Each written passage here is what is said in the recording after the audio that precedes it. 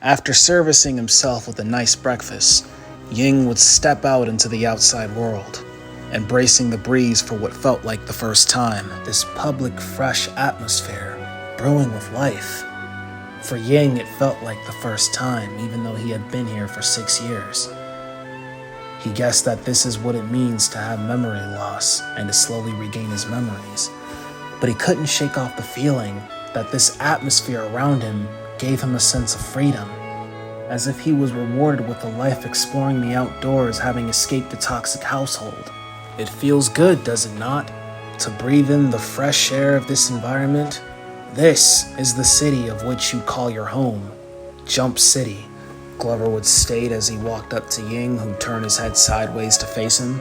Jump City, his lips would repeat in a whispery tone. Correct. Jump City is a home city for heroes of whom I am training you to stand amongst in the coming days. You show remarkable potential to be a great fighter. I do? But look at me. I worry that I may not be strong enough to bring down the guys who killed my parents. What if I can't do it? You mustn't doubt yourself, Ying, Glover reassures him. Only those who truly believe in their power can ever hope to increase it. I wouldn't have recruited you to be a member of the Jump Force if I saw even the slightest possibility that you weren't able to do it. The Jump Force? What are you talking about? Ying would ask, looking back at Glover. The only thing he really remembers is living under Glover's house for 6 years, up until he finally got his own apartment. And during that time period, he never once remembered being recruited. Could his memories be acting up again? There were so many questions running through Ying's mind. Precisely. For that is the reason I have been training you these past couple weeks, to prepare you for the dangers of which lie ahead of being a Jump Force member, to make sure that you are ready to face them. Are you sure, under your training, I'll grow strong? I'm certain, Ying. Come with me. Perhaps a little warm-up exercise will remind you of your progress so far. The duo would approach the large base known as the Umbras base, a secret yet sacred base. Its whereabouts were only known to Glover and the jump heroes he was training Ying to stand amongst in the coming days.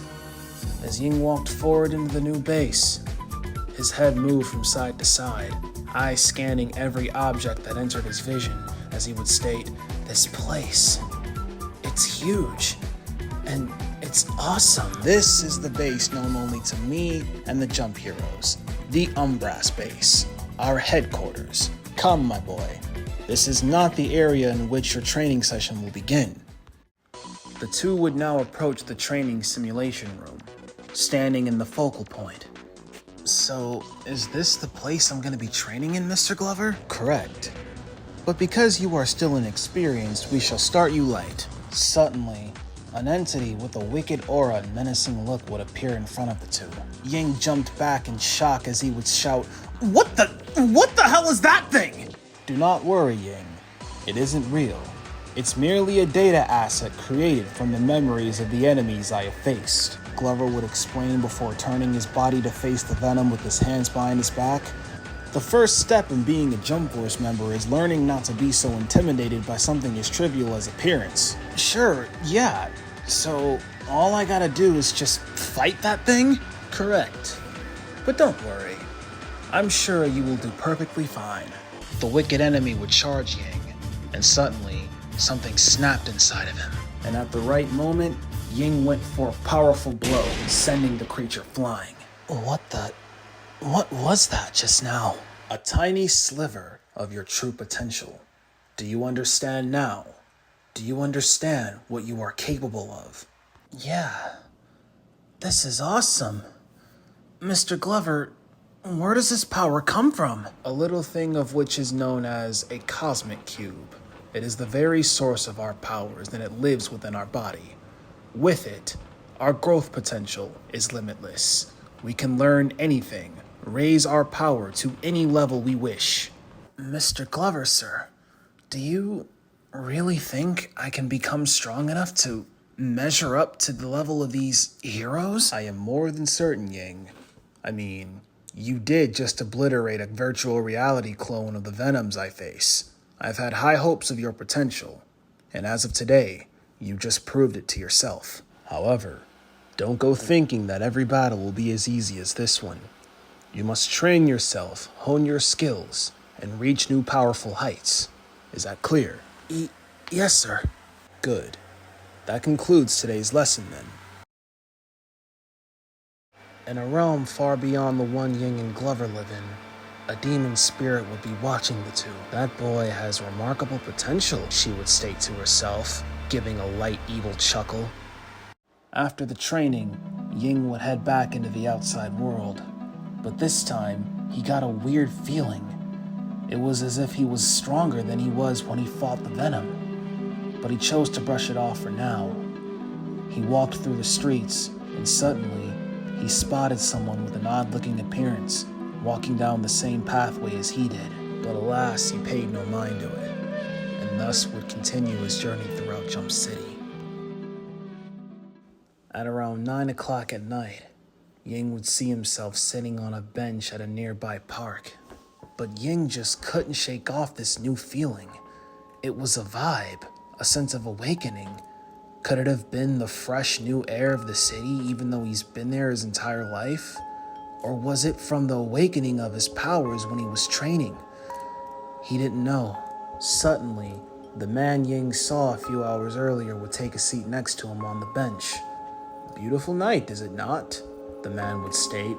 Ying was shocked to see him again, but at the same time he got a feeling in his gut. "Oh hey, weren't you the guy I saw earlier when I was in Jump City?" Ying asked the man seated next to him. "Ah yes, we have crossed paths before, haven't we?" "It's no surprise. This place is huge, and it's fun to explore. Is that why you're here? Are you just exploring stuff too?" "Oh no, see, I am here looking for a boy. He appears to have run away from his home." "Oh wow, that's terrible. What's this boy's name, if you don't mind me asking?" "Well, everybody just calls him Q." "Oh, well, do you perhaps know why he ran away?" "To escape a toxic environment. But you see, that environment just so happens to be his home. And we all must return to our homes sometime, no matter how upset we may be, for there are people who care for us that await us at that home." "I think I get what you're saying. This Q person's parents must be worried sick about him, and you're just trying to reunite him with them, aren't you?" "Correct.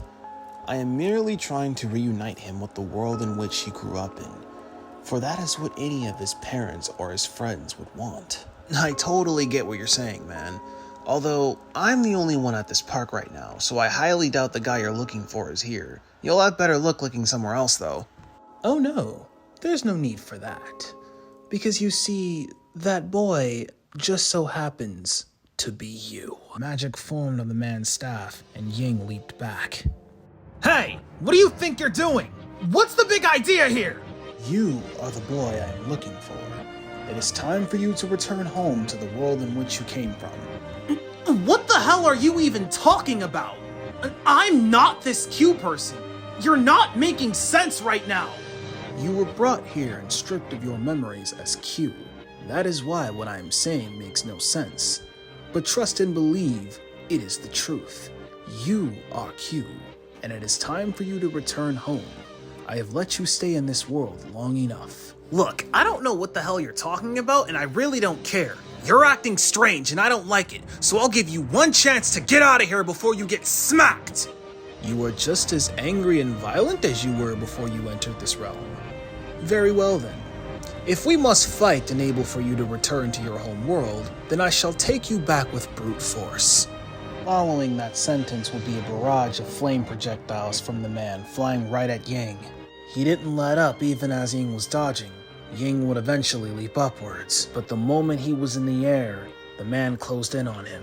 Following this, the man would slam Ying right to the ground using a gravitational pull from his magic. Ying laid amongst the shattered ground, slightly battered from the attack. "Now, are you ready to go home? It's in your best interest to come quietly if you wish not to get hurt any further." Ying, having hit the ground hard, would get back up. "You're kidding me, right? I don't go down so easily after one hit." "Your persistence in resisting is rather admirable. However, it does not guarantee you any hope, and it furthers my point that you are Q, because Q was just as resistant as you are. Ying, growing aggravated, ran right up to the man, but the man fired another round of projectiles, of which sent Ying flying upon hitting him. Suddenly, Ying's feet would hit the ground. The man would fire an even larger flame projectile right at him. Suddenly, a large burst of rage and power swarmed through Ying's body as he flew straight through the flame projectile, landing a devastating right-hand blow to the man's face. But it didn't stop there. Ying swung his fist, beating on the man consecutively, dealing a punch of which would knock the man back slightly, building distance between the two. That distance would be quickly closed by Ying jumping on top of the man and then pinning him to the ground just to beat on him some more, each punch packing rage. Ying dealt a final strong right-hand blow, a ground-shattering one, thus ending the assault. Ying, returning to his normal self, had determined that the man had had enough, and thus would walk off. But the man Ying just pummeled would laugh off the assault, following that laugh with, "Not bad. You definitely pack a lot of punch." What? Why are you not dead yet? "I told you before, resisting would not grant you any hope," the man would reply, completely unfazed by the assault as he had been toying with Ying this entire time. "Did you truly believe swinging your fist around would make things go your way? Did you truly think you had any chance of beating me when this was all you had?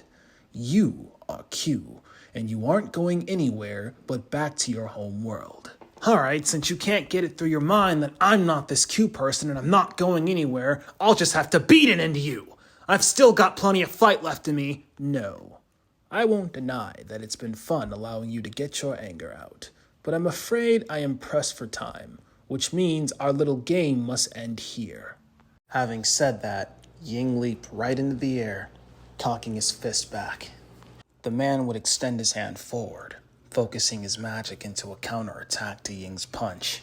Ying bravely, yet foolishly charged downwards with his right fist cocked back, aiming for a punch that would end both this battle and the man's life. The clash caused a small explosion in the park, and once the smoke cleared up, Ying would be seen lying unconsciously on the ground, and the man standing over him. Ying had lost. He fought with everything he had, but just as the man said, it proved futile. The man would drag Ying's body into a portal of which led to the world that he was talking about, leaving behind the park and the trail of destruction that the battle left. The two were gone.